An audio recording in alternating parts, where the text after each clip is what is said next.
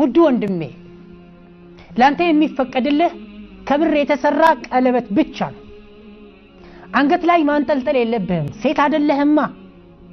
ጆሮ ላይ ማንጠልጠል አያስፈልግህም ወንድ እኮ ነህ አፍንጫ ላይ የሚሰኩም ይመጥ ይሆናል ወደፊት የጆሮውን ያያየን ነው ያንገቱንም ያያየን ነው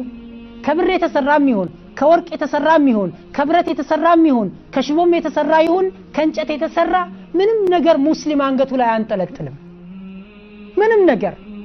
ወንድ ነው ምን ጊዜም አያስፈልግህም እኮ እሚንጠለጠል አያስፈልግህም እሺ ጆሮህም ላይ አታርግ አንተ ወንድ ነህ ሴት አይደለህም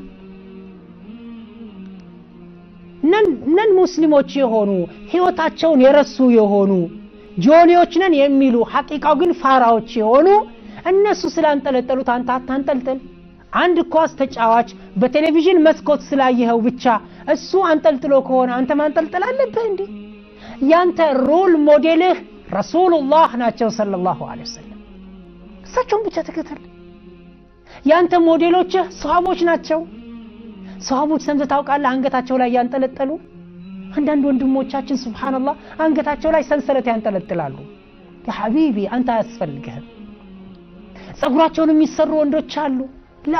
ማሳደግ ከፈለክ አሳድገው ልቀቀው እንጂ አትሰራው በል ሲላቸው ደግሞ ይቆጣጥሩታል ገና ከሩቁ ስትታይ አንተ ዱርዬ ሌባ ጋጠወጥ ኪስ አውላቂ መንታፊ አድርገው ነው የሚያዩህ አንተ እንደዛ እንኳን ባትሆን